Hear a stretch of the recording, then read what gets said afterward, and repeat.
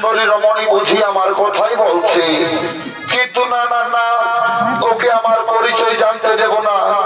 আমার পরিচয় গোপন রেখে আমি জেনে নেব তার মনের আশায় আকাঙ্ক্ষায়। কে গো সুন্দরী হেথা, আমি চিনবো চিনবো মনে করি, কিছুতেই চিনিতে না পারি। আমার চম্বিতে দিলে দেখা শুনবে শুনবে যুবক আমার পরিচয়। তাহলে শোনো, তাহলে শোনো আমার পরিচয়।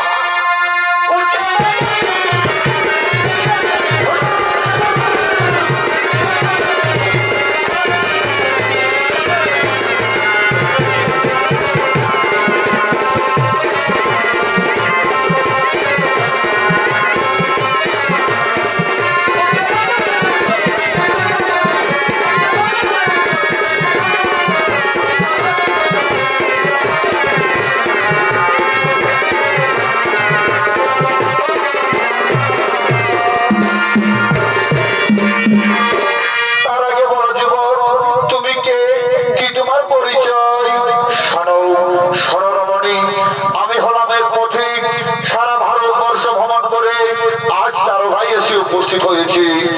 আচ্ছা যুবক, তুমি তো সারা ভারতবর্ষ ভ্রমণ করেছো। এই সারা ভারতবর্ষ ভ্রমণ করার সময় তুমি কি আমার বীর অর্জুনকে দেখেছো? হ্যাঁ, আমি তাকে দেখেছি এবং আমি তাকে জানি, কিন্তু কত বড় বীর সেটা তো আমার জানা নেই।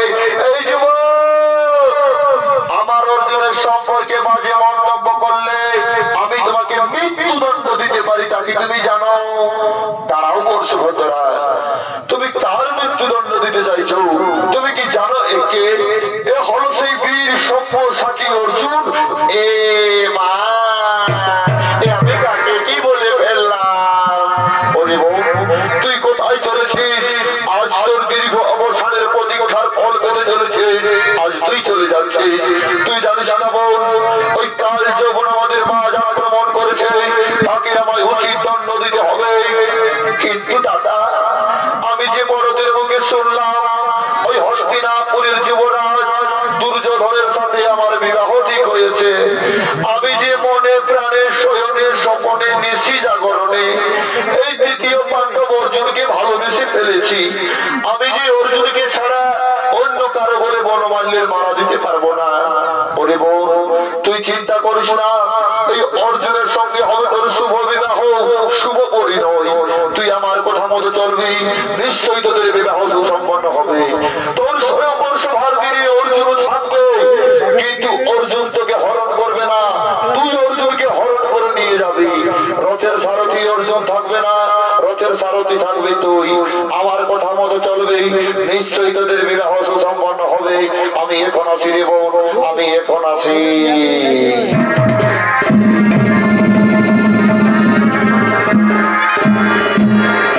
আজ ফুলের বাগানে অর্জুন সুভদ্রা মহাপ্রেমানন্দে লিপ্ত হলেন।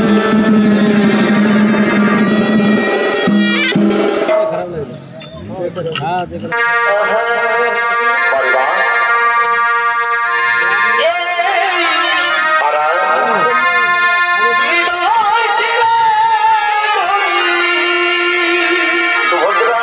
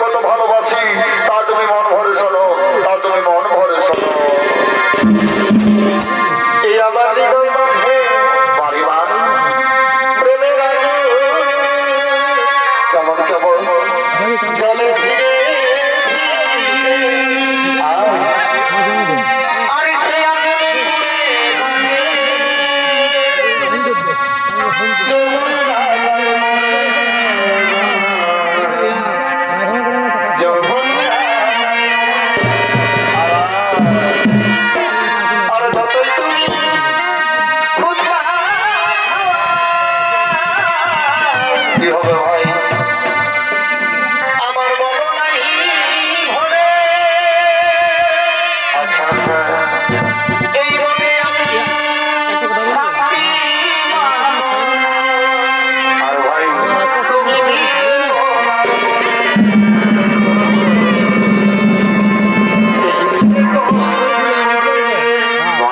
বিকাশ